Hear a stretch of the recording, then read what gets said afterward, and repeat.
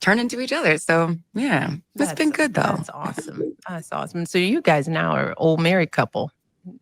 I mean, Yeah, it goes in waves, you getting right? Would you close say? to me and Barack. No.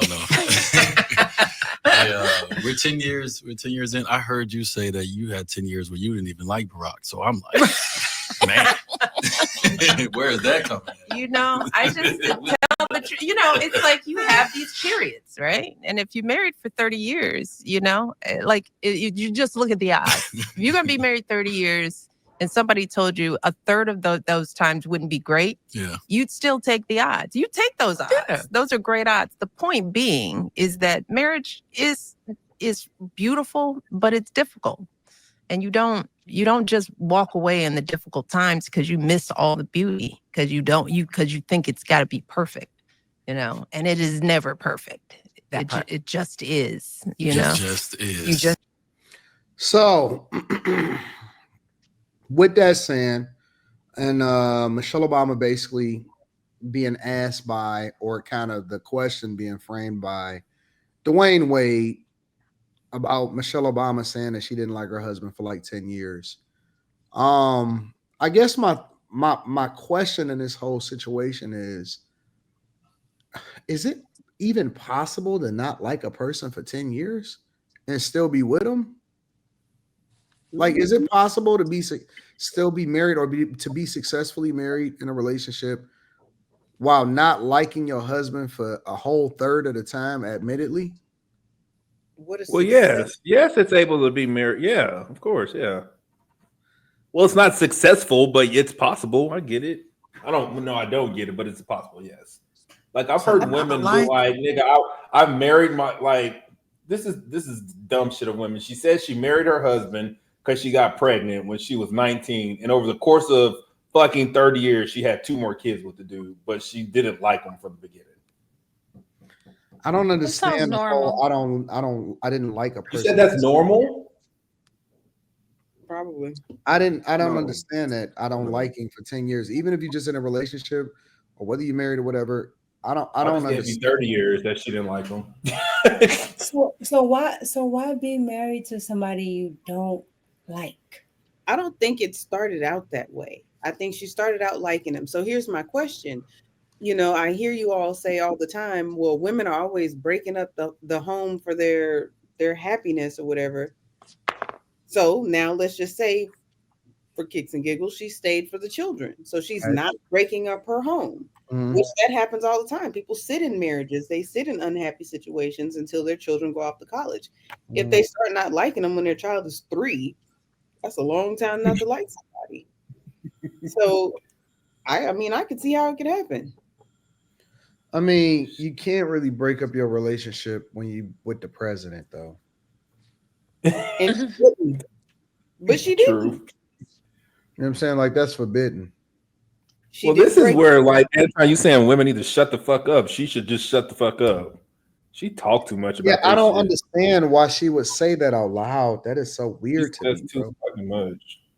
And she said it on the tours that she did when she was with Oprah. So it wasn't even like it was on a podcast thing, because I saw the whole like live thing or whatever, and she said it then. If I hated my chick every single day that I was with her, which I don't, but just hypothetically speaking, you would never know it. I get it, but to be fair, her reason for saying it was, you don't necessarily have to walk out on the situation that you think is failing.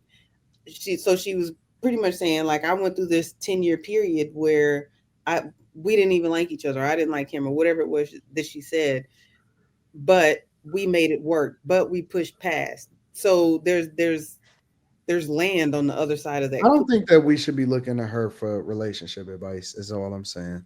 First off, I don't think that she gives good relationship advice. No, homeboy is completely off. Like, you're not gonna be. Come on, Slimmy. Come on, Slimmy. Nope. You said homeboy. I just got it. Let me stop. Nope. Y'all, that motherfucker disrespectful. That motherfucker's disrespectful, man. This shit is sick. Like, these are agendas, man. Like, it gotta be. Because nobody in their right mind is gonna be fucking miserable for 10 fucking years. Like, because what? I don't know. I'm telling No, you. no, stop. No, wait.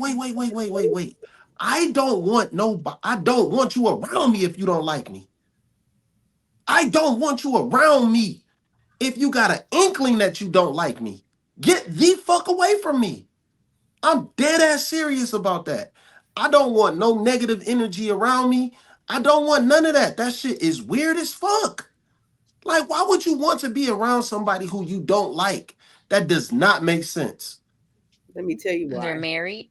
Right. No, Till you're death not. That's part. right.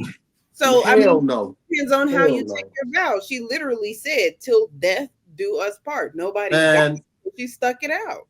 this person was an opportunist, man. That's what it is. Don't nobody want to say it. She's an opportunist. He, she, whatever you want to call that motherfucker. That's an What's wrong opportunist. with that? You said you would take the opportunity to be with a politician too. You ain't never hear me say that shit in no serious situation. Like you You said, That said was a that. You said that hypothetical. Tuesday. That was a hypothetical. That's it. No, do not bring me into this. I don't want nobody around me that I don't like or that don't like me. That's simple. Men do it all the time. No, You will they live with a all woman they right, don't like bro. just for shelter. but with that being said, I think that conversations like that are important because people feel like when they hit a bump in the road in their marriage and they don't like each other for a week or 2 weeks or whatever, now it's about divorce, where she's showing you this could go on longer than that and you can still stick it out and possibly make it work. I have a friend who was like, well, I didn't even talk to him for years 3 through 5, which I thought was insane. But at the same time, there was still years on the other side of that. There's like 15 more years after that. Oh, making it work is telling the world. I don't think she should have Making it told work is telling nobody. the world. You need to Every hear that. time we see this fucking podcast and another person comes up there, it's always some divulging some information about Barack Obama that's pretty dirty. That doesn't seem very liking. Like, I don't understand this shit, man. Like, that's He wears supposed to the be your pants. husband. That's supposed to be your husband. And every time you bring on a guest, you airing them out. I hear you with the rest of it, right? But I'm saying I'm just sticking with this specific situation. I think that it helps to show people you can go through something and make it out on the other side. You don't have to give up. It doesn't always have to look like it is. It can be different. Hang in there. It might be a year or 2 or 3, and maybe there are some rough patches. Hang in there. And so we talk about the rate of divorce and how women are leaving, but then we turn around and we talk about the women for staying too. I mean, like, which one is it? You're not going to like somebody every day.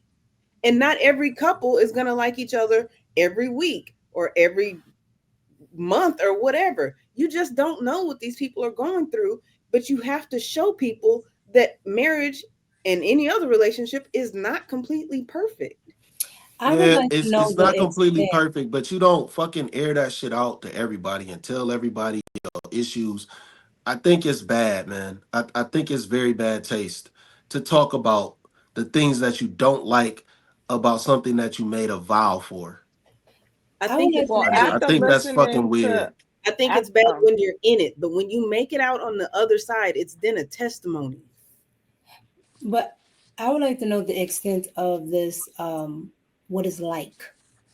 Right? I didn't like him. Is it just if like, y'all, oh, he gets on my nerves some days, or is it truly like a disgust? no, it It's was, a Because if y'all, disdain. it's, no, in fairness to Michelle, like, I just sent y'all the clip where she's actually talking about it. And if you listen to the context, it to me at least, it gives a lot more color to it. It explains it a lot more. And it's not, I dislike this person. She Is gives what Anton showed fake? it's kind of like what Kim said, huh?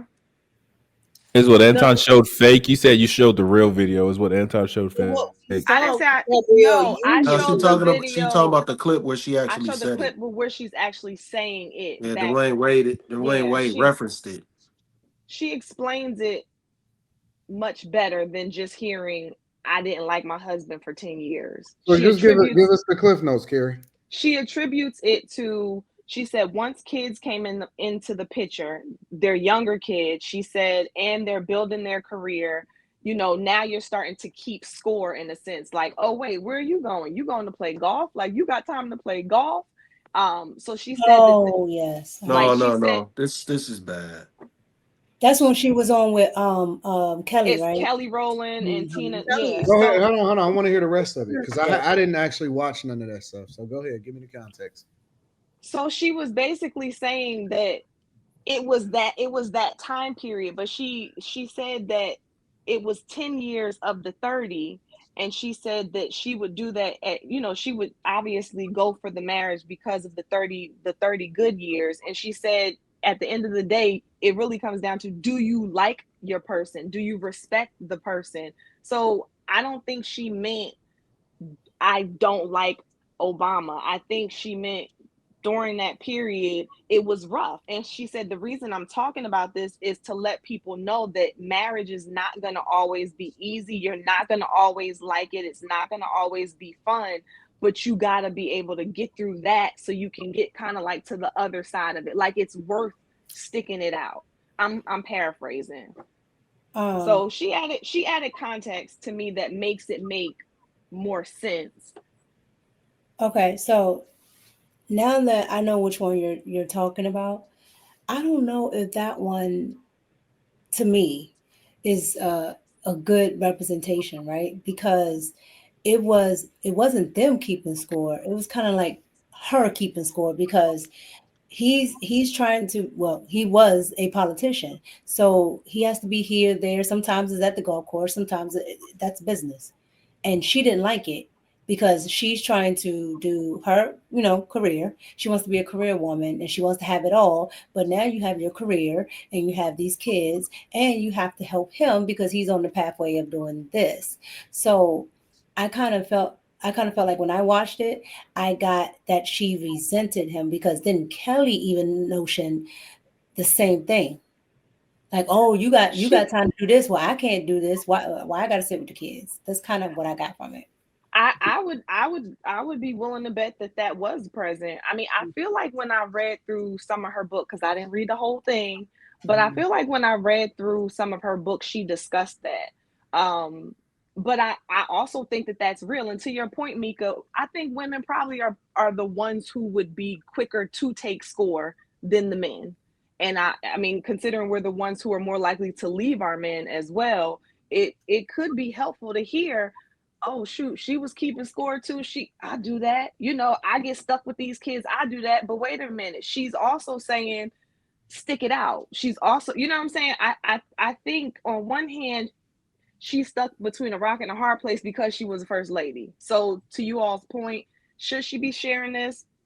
Maybe not, considering, at the same time, what she's talking about. I mean, I think that a lot of women who are married with kids can relate, especially if they're with a man who is even a smidgen as active and successful as Obama. I kind of get the feeling that it will probably be women that are married with kids that are are driven to this career type life, right? And because every time she talks about that, it's like she resents him from not being able to fulfill something in that career that she wanted to do. It's, oh, I got the kids, or I got this, or I got that. So I think that's what it sounds like. It's more of that. I don't know. I wouldn't even say that it was career-driven women. I mean, to your point earlier, Mika, I think most women don't want to work. They're working because they have to on whatever level. So it's not that they're driven in their careers. It's not that they like their careers. So I wouldn't say that. But it's women who are working. Yes. Well, again, I do think most women don't want to. But to that small sliver that Slimmy was talking about, when I said earlier, those ones, they either don't have kids, or they have them later because they're so driven in their career. She had them while she was still trying to go there. Plus, she has Barack. So she's, to me, it feels like she thinks like I never got to fulfill whatever she wanted to fulfill because she's like that driven. Yeah, I could see where She's like Michelle that would be one of independent. those. She would be one of those women who will fall into that category. I mean, look, when she talks about how they were raised, she was raised, in my opinion, to go off and do something career wise, schooling, all of that stuff. She did all those things probably to go off and do something. So I could see where there again might be a lot of, I put my life on hold and I still haven't been able to accomplish what I was meant to accomplish in the career space. So That's exactly what it sounds I like. can see that for her in particular, but to Carrie's yeah, point about it being relatable and about a lot of women feeling that way, a lot of women are not career driven. They're just they have jobs, and but they still feel that same way, and they still need to know you don't just hang it up when times get tough. You don't just hang it up because you don't like him. Stick it out. See what's on the other side. It's possible to come out on the other side. People need to know that. But that's why I don't like the whole women working and trying to have it all, right? Oh, Because at the end of the day, when you're driven like a man, something is going to get the ladder, right? Something is going to suffer. So women that try to have it all, they don't spend as much time with their children because they got this career. So you're either going to have the career or you're going to sit at home with your kids most of the time because you can't. Both of them require your time. Both of them require your attention. I hear you, but let's just And take there is no balance. People say, well, like, but there is no balance. There is no balance when it comes to that. So if you're going to have like one of those real successful careers, you're going to have to focus. I agree. So now if we take into account she all these mentioned that. She mentioned there's no balance. If we're talking about all these people who run around talking about 50-50 and so on and so forth, what do those women do? What do those women need to hear? Because they going to work because they got 50% of these bills to pay. They're not having children, so they have these children. They got 50% of the bills to pay. They're not necessarily career driven, but they got to go to work. They also need to know you don't just hang it up because you mad. She talked about percentages too. She was like, it's not 50-50. She said sometimes it's going to be 70-30, 20-80. Sometimes it's going to be all over the place. It's not balanced. So I don't know. I don't think it's ever balanced when it comes to men and women. And honestly and truly, and this is just my experience with the women in my family, never did they depend on the man to do something with the kids, meaning like do the schedules and things like that. If you did it, cool, you could take it off my hand. But it didn't require him to be involved in that scheduling. She would operate like my mother and my grandmother would operate as if he wasn't even there. Were those women working? Because they kept the household schedule going. But were they working outside of the house? No, and that's what I'm saying. But that's what I'm saying. That's why I said that's why I said most women don't want to, even if they go and do it or say they want to do it. They end up in that. They end up. I in would say a resistance. woman that has a career. Money and I would everything. say if She's she has a still career, she wants to. If she has a job, she does it. Because people do jobs to make money. They don't have a career usually to make money. I personally have never seen a woman, maybe they are out there. I have never met a woman that has ever gotten to the top of the mountain or retired or whatever and was like, man, that was just like, that was everything. Like, I've never seen a woman just be on 10 because of what she accomplished from a career perspective, ever. Not ever in my entire life. Agreed. I've never seen a woman like, at the end of a road and be like, man, I honestly, I'm being honest to God. I have never ever, because when we say that women chase careers or that, what about me putting my life on hold? I've never seen a woman that didn't put her life on hold and be a career woman. Like, you know what? I'm so glad I was a career woman. I've never seen that in my entire life. I haven't either. They look sad because they had to give up a man or their children or their idea of what they thought that they wanted their life to be when they were in their 20s. I mean, and not to say that they're not out there. Obviously, we're not speaking for all women, But I personally have never seen it either. They look sad. They're like, yay, I made it to the top, but at what cost? And what I have seen is women that are at the top of their field give it all up to become a mother. I've seen the Serenas, I've seen the Eves, I've seen all kind of women that was like, you know what? The first chance I get out, I'm getting the fuck out of here. And then on the flip side, I've seen the little Kims looking dumb as fuck. I've seen the Trinas looking dumb as fuck. You know what I'm saying? Like I see a tale of two. Personally, I see a tale of two worlds. I've personally never seen a woman fulfilled by her career ever. It's weird too, because growing up, I mean, I know some people come from a line of women who were like single moms and stuff, but like my experience has been my grandmother, great aunts, everybody's been married, and they all tended to their kids, their families, and then there were me, my sisters, my cousins, and all of us kind of watched them, and we're like, yeah, we're gonna be independent, and that was kind of what was pushed. So it's weird because some people had the example, but then they didn't want that. Like that wasn't what looked good. That wasn't what looked fun. That wasn't what was pushed. So now transitioning from being independent back into that space where the world doesn't praise it's like you don't get props for being a mom and being at home, and that's not where it's all glorified. It's real easy to get caught up in, I love my career. It's real easy to get caught up in that. And that's why I think, Anton, you have some women who did take that path, get to a point and they're like, wait a minute, this is not what I want to be doing. I'm done with this.